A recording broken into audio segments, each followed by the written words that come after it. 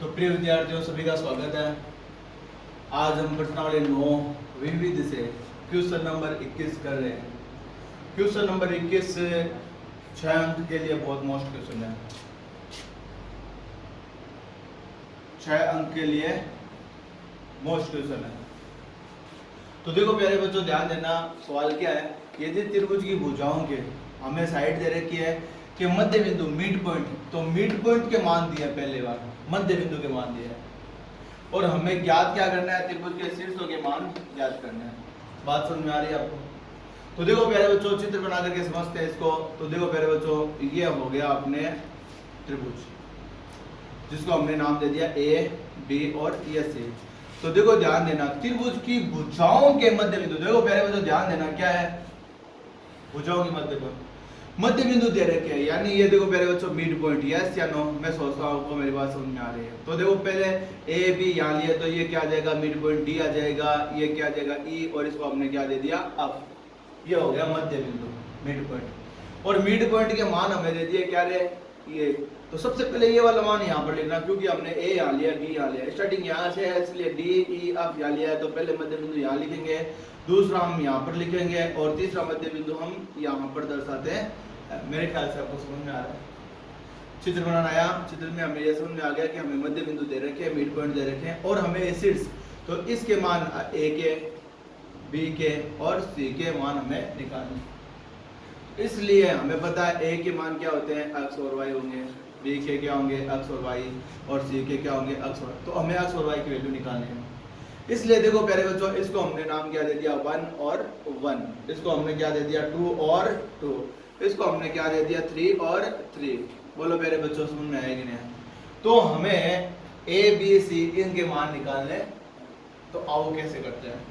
देखो प्यारे बच्चों ध्यान देना, अब यहां सेठ जी जिसको लेकर के हम हल करेंगे वो कौन है, मध्य बिंदु मिड पॉइंट, और मिड पॉइंट का सूत्र हमें पता है, तो इसको लेकर के कार्य करते हैं। तो प्यारे बच्चों ध्यान देना, तो देखो ए बी का मध्य बिंदु कौन है, डी। तो ए बी के मध्य बिंदु डी को लेकर के कार्य करते हैं। तो क्या लिख सकते हैं, ए बी के मध्य बिंदु डी से, तो ए बी के मध्य बिंदु डी, और सूत्र आपको आता है मध्य बिंदु का पता है, मिड पॉइंट का क्या होता है, x1 प्लस x2 बटे 2, और यहाँ पर भी देखो x1 प्लस x2 है, इसलिए सीधा सूत्र ही बन गया, यस या नो? तो ध्यान देना, तो x1 प्लस x2 बटे 2 बराबर में हम क्या लिख सकते हैं 1। तो प्यारे बच्चों मेरे ख्याल से आपको समझ में आ रहा है, क्या हो जाएगा 1। तो अब देखो ये दो साइड में चला जाएगा, तो x1 प्लस x2 और ये दो साइड में जाएगा, तो ये क्या हो जाएगा गुणा। तो इस प्रकार से समीकरण नंबर 1 बन जाती है। ठीक इसी प्रकार से हम क्या करेंगे, मध्य बिंदु y से लेकर ये करेंगे, तो y1 प्लस y2 हो जाएगा। तो इस बार क्या करेंगे, y को लेकर करेंगे, तो y1 प्लस y2 बटे 2, तो बराबर में हमें पता है कितना चल रहा है 2। तो प्यारे बच्चों ध्यान देना, तो अब देखो ध्यान देना, y1 प्लस y2 और ये दो साइड में चला जाएगा, क्या हो जाएगा 4। तो ये समीकरण नंबर क्या बन जाएगी 2। तो प्रिय विद्यार्थियों इस प्रकार से 6 समीकरण बनेंगे इसमें। नेक्स्ट आपको पता है हम बीसी के मध्य बिंदु ए को लेकर के कार्य करेंगे। तो यहाँ हमें पता है x2 प्लस x3 बटे क्या हो जाएगा 2, बराबर में क्या चलेगा 0। तो इस प्रकार से ये 6 समीकरण बनने वाले हैं। मेरे ख्याल से आपको 6 समीकरण तक समझ में आ रहा है। तो इसी प्रकार हम नेक्स्ट टाइम क्या करेंगे, बीसी के मध्य बिंदु क्या ले रहे हैं ई से, ठीक है ना? और सूत्र क्या लगाओगे आप, पता है सबको x बराबर सूत्र लगाना है। तो देखो ध्यान देना क्या है, क्या हो जाएगा x बराबर x2 प्लस x3, यस या नो, बटे 2, बराबर में आप क्या लिखोगे 0। तो प्यारे बच्चों x2 प्लस x3 और हमें पता है 0 किस संख्या से गुणा करते हैं, क्या आता है 0। तो यह समीकरण हमारी क्या बन जाएगी 3, यस। नेक्स्ट आगे चलेंगे इसी प्रकार से हम y के लिए, तो y क्या हो जाएगा अपने को पता है, y2 प्लस क्या हो जाएगा y3। तो y2 प्लस y3 बटे क्या हो जाएगा 2 और क्या आ जाएगा माइनस का 1, और y2 प्लस y3 बटा ये उस साइड में जाएगा, तो क्या हो जाएंगे माइनस। समीकरण नंबर क्या बन जाएंगे 4। इसी प्रकार से लास्ट समीकरण भी आपको समझ में आ चुकी होगी मेरे ख्याल से। तो ऐसे के मध्य बिंदु क्या ले रहे हैं इस बार हम, अब मध्य बिंदु अब से, तो जैसे एफ लिया तो हमें पता है क्या हो जाएगा, x बराबर हम क्या लिख सकते हैं इस बार, x1 प्लस क्या हो जाएगा x3 बटे 2 बराबर में हम क्या लिखेंगे 2। तो x1 प्लस x3 और ये दो दूनी कितने हो जाते हैं 4, समीकरण नंबर क्या बन जाएगी 5। इसी प्रकार से y का क्या हो जाएगा y1 प्लस y3 बटे क्या हो जाएगा 2 और बराबर में क्या लिखेंगे माइनस का 1। तो y1 प्लस y3 बराबर क्या हो जाएगा माइनस का 2। इस प्रकार से कितने समीकरण बन गए हैं 6। कोई दिक्कत किसी को नहीं, मैं सोचता हूँ यहाँ तक आपको अच्छे से समझ में आया होगा। कोई दिक्कत किसी को? तो कुछ नहीं किया 6 समीकरण तक, यदि यहाँ तक भी हम करके आते हैं तो कम से कम 1.5 से 2 नंबर अपने को मिल जाएंगे। सामान्य काम है, यहाँ तक तो कर ही सकते हो। तो देखो यहाँ मेन मुख्य कौन है जिसको हम लेकर कार्य करेंगे, जो हमारे लिए सेठ जी हम बोलते हैं, जिसका सूत्र बनता है। तो यहाँ सूत्र किसका बन रहा है मिड पॉइंट का, मध्य बिंदु का। तो मध्य बिंदु के सूत्र लगा करके हमने सबके मान निकाल दिए और मध्य बिंदु में ये देखो आंसर है, इसलिए x1 प्लस x2 बटे 2 बराबर में क्या चलाया हमने 1, या y1 प्लस तो बराबर में हमने क्या चलाया 2, यहाँ बराबर में क्या चलाया 0, यहाँ बराबर में क्या चलाया माइनस का 1, यहाँ बराबर में क्या चलाया 2, यहाँ बराबर में। तो इस प्रकार से वापस चेक भी कर लिया, सही है। तो लेकिन हमें पता है हमें निकालने क्या है, हमें तो ए बी और सी की इनके ओरिजिनल वैल्यू यहाँ पर हमने और निकालने हैं। तो अब हम क्या करेंगे, ध्यान देना पहले। तो सबसे पहले हम सवाल को आगे बढ़ाने के लिए अब क्या करते हैं, तो देखो पहले बच्चों ध्यान देना, समीकरण हम 1, 3 और 5 को जोड़ते हैं। किसको जोड़ते हैं 1, 3 और 5 को।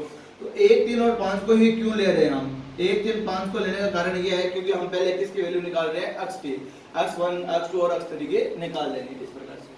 तो मैं x की निकाल के दिखाऊंगा और आप y की स्वयं निकाल लेना, इसी प्रकार से होगी यस या नो, और हमारे पास में एबीसी के मान प्राप्त हो जाएंगे। तो देखो ध्यान देना, समीकरण नंबर 1 x की है, समीकरण नंबर 3 किसकी है x की है, और समीकरण नंबर देखो 5 किसकी है x की है। इसलिए हम समीकरण नंबर 1, 3 और 5 को जोड़ेंगे। तो जिस प्रकार से सेम मैं हल कर रहा हूँ x के लिए, x1, x2 और x3 के लिए, ठीक इसी प्रकार से आपको स्वयं को करना होगा समीकरण नंबर 2, 4 और 6 को जोड़ करके आगे इसी प्रकार से हल होने वाला है। ध्यान देना प्यारे बच्चों। तो सवाल को आगे बढ़ाने के लिए हम क्या कर रहे हैं, समीकरण नंबर 1, समीकरण नंबर 3 व समीकरण नंबर 5 को जोड़ने पर, तो प्यारे बच्चों ध्यान देना, जोड़ रहे हैं तो क्या हो जाएगा, तो x1 प्लस x2, बोलो प्यारे बच्चों ध्यान देना। तो 1 को जोड़ रहे हैं, बराबर से पहले जोड़ेंगे, आपको पता है। तो x1 प्लस x2 हो जाएगा, यहाँ देखो क्या हो जाएगा x2 प्लस x3 हो जाएगा। आगे चलते हैं समीकरण नंबर 5 में, x1 प्लस क्या हो जाएगा x3 हो जाएगा, यस या नो।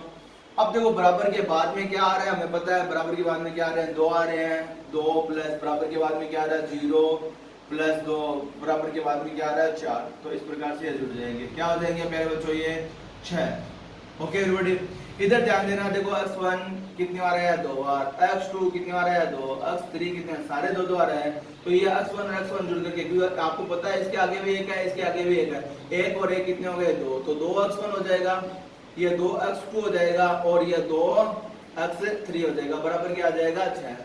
तो प्यारे बच्चों मैं सोचता हूँ आपको समझ में आ गया होगा, और ये समीकरण हम क्या बना देते हैं 7। तो समीकरण क्या बन जाएगी 7। समझ में आया प्यारे बच्चों। तो समीकरण नंबर 1, 3, 5 को जोड़ते हैं। क्यों जोड़ते हैं, इसी को क्यों लिया हमने, क्योंकि x का मान निकालना है। तो x के समीकरण कौन से बने हमें पता है, 1, 3 और 5 किसकी है x की है। तो 1, 3, 5 को जोड़ करके हम केवल x पर फोकस कर रहे हैं, इसलिए x के इस प्रकार से मान प्राप्त हो जाएंगे। देखो अभी इसको समीकरण नहीं बना करके आगे हल करते हैं तो और इजी रहता है। तो देखो पहले बच्चों यहाँ सब में क्या आ रहा है 2 कॉमन आ रहा है, तो 2 हमने क्या ले लिया कॉमन, तो बचा क्या रहे x1, x2 और x3 बराबर क्या चल रहा है हमें पता है 6। तो प्यारे बच्चों ध्यान देना, ये 2 गुणा में है तो क्या हो जाएगा भाग में, तो x1 plus x2 plus x3 6 और 2 जैसे भाग में गया तो क्या आ जाएंगे यस। तो इस प्रकार से x1 plus x2 plus x3 बराबर क्या प्राप्त हो सकते हैं हमारे पास में, और इजी कर लिया हमने। तो कितने प्राप्त 2 का भाग 6 मिला कितने आ जाएंगे 3। तो ये समीकरण हमारे बन जाएगी 7। ये इजी रहेगा, ये करना प्यारे बच्चों। तो मैं सोचता हूँ आपको मेरी बात समझ में आ रही है, यहाँ तक समझ में आ गया होगा। अब हमें x की वैल्यू निकालने, जैसे मैंने पहले बता दिया x1, x2 और x3 की हम वैल्यू निकालने वाले हैं। अब कैसे निकालेंगे, क्या करेंगे, हमारे पास में x1, x2, x3 में से किसी की मुख्य वैल्यू प्राप्त हो जाए। तो देखो प्यारे बच्चों ध्यान देना, ये समीकरण नंबर 7 है। तो देखो यहाँ देखो समीकरण नंबर 1, x1 और x2 का मान कितना है 2, यदि हम x1 और x2 का मान रखते हैं कितने दो, तो x3 का वैल्यू आ जाएगी नहीं आ जाएगा। इसलिए हम क्या करेंगे, समीकरण 7 में समीकरण 1 का मान रख देंगे। समीकरण 1 का मान रखने पर तो देखो पहले बच्चों ध्यान देना, तो समीकरण नंबर 1 का मान हमें पता है कितना है, 2 है। कितना है, x1 और x2 का मान कितना है, 2, और x3 पता नहीं है मान, बराबर में हमें पता क्या 3 चल रहे हैं। तो x3 की वैल्यू क्या आ जाएगी, 3, ये प्लस के दो साइड में जाएगी, क्या हो जाएगी माइनस के, तो x3 की वैल्यू क्या आ जाएगी 1। तो x3 की वैल्यू आ चुकी है प्यारे बच्चों। अब जब एक मान हमारे पास में शुद्ध रूप से आ गए तो शेष दो मान निकालने में इजी है। अब कैसे करोगे, ध्यान देना, तो ये समझ में आ गया होगा। समीकरण 7 में हम समीकरण नंबर 1 का मान रख देंगे। समीकरण नंबर 1 का मान क्या है, x1 प्लस x2 कितने हैं 2, तो x1 प्लस x2 के साथ हमने 2 रख दिए, तो x3 की वैल्यू हमारे पास में प्राप्त हो गई। अब देखो पहले बच्चों बहुत इजी है, x3 की वैल्यू कितनी है 1 है, तो x3 की वैल्यू यहाँ पर रख दो, किसकी वैल्यू आ जाएगी x2 की, तो इसलिए और नेक्स्ट टाइम आप क्या करना, x3 वैल्यू x1 की वैल्यू भी प्राप्त हो जाएगी। तो देखो पहले बच्चों कैसे करते हैं, तो x3 की वैल्यू कितनी है 1 आई है, तो हम क्या करेंगे x3 का मान कहाँ रख रहे हैं, समीकरण हम रख रहे हैं समीकरण नंबर 3 में। समीकरण 3 में रखने पर तो पहले बच्चों ध्यान देना, समीकरण नंबर 3 हमें पता है क्या है, x2 प्लस x3 बराबर क्या है 0, x3 का मान कितना है 1, तो ये लो प्यारे बच्चों, तो x2 की वैल्यू कितनी आ जाएगी, ये प्लस का साइड में गया क्या हो जाएगा माइनस का 1, बोलो यस या नो। इसी प्रकार x3 के बाद वापस हम x3 का हेल्प लेंगे, x3 का मान हम कहाँ रख रहे हैं इस बार, समीकरण नंबर 5 में रख रहे हैं, यस या नो। तो समीकरण नंबर 5 हमें पता है ये रही, तो x1 प्लस x3 बराबर कितने हैं 4, तो हमें पता है x3 की वैल्यू हमें पता है कितनी है 1, यस या नो। तो x1 बराबर क्या हो जाएगा 4, ये प्लस का एक साइड में गया क्या हो जाएगा, तो x1 की वैल्यू कितनी प्राप्त हो जाएगी 3। तो मैं सोचता हूँ आपको सवाल समझ में आया होगा। इस प्रकार से x1 x2 और x3 की वैल्यू हमने निकाल दी। तो इसी प्रकार आपको y1 y2 और y3 की वैल्यू निकालनी है। तो देखो पहले बच्चों आगे का आप स्वयं करोगे, किस प्रकार से करोगे ध्यान देना, समझो पहले बच्चों, देखो ध्यान देना, समीकरण नंबर 1 3 5 लिए है, तो अब हम समीकरण क्या लेने वाले हैं आपको पता है, बोलो क्या लोगे, एक के स्थान पर 2 4 और 6 लेने वाले हो। कौन से लेने वाले हो, 2, क्योंकि y की समीकरण कौन कौन सी है 2 4 और 6, तो 2 4 और 4 यहाँ क्या आए थे हमें पता है, ये भी समान आए थे तो वहां सम आए, तो ठीक इसी प्रकार से ये समीकरण ठीक इसी प्रकार से 2 कॉमन आएंगे, यस या नो, y1 y2 और y3 बराबर कोई ना कोई मान प्राप्त हो जाएंगे। इस प्रकार से समीकरण 7 की बजाय क्या बन जाएगी यहाँ आपके 8 बन जाएगी, क्या बन जाएगी 8। अब आप क्या करना है, समीकरण नंबर 8 में 7 की बजाय क्या लिखोगे 8 के समीकरण 1 के स्थान पर क्या यूज करना है आपको 2 गए, और 3 के स्थान पर 4 और 5 के स्थान पर 6 यूज करना है। तो समीकरण 8 में आप किसका मान रख रहे हो, समीकरण 2 का मान रखोगे, तो निश्चित रूप से आपके किसका मान प्राप्त हो जाएगा, y3 का मान प्राप्त हो जाएगा। इसी प्रकार y3 का मान समीकरण नंबर 3 की बजाय आप किस में रखोगे 4 में, तो किसका मान प्राप्त हो जाएगा आपको y2 का, और वापस y3 का मान आप समीकरण किस में रखोगे 6 में, तो किसका मान प्राप्त हो जाएगा y1 का। तो इस प्रकार से y1 y2 और y3 के मान निकाल लोगे।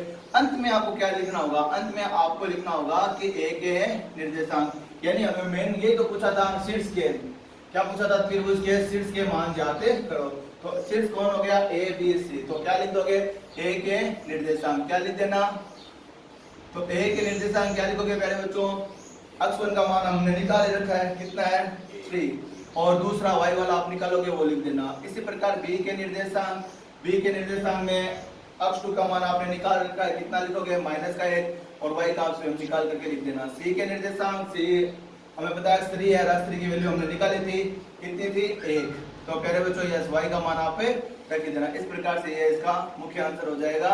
मैं सोचता हूँ आपको सवाल समझ में आया होगा, बहुत ही अच्छा सवाल है 6 अंक के लिए। धन्यवाद प्यारे बच्चों।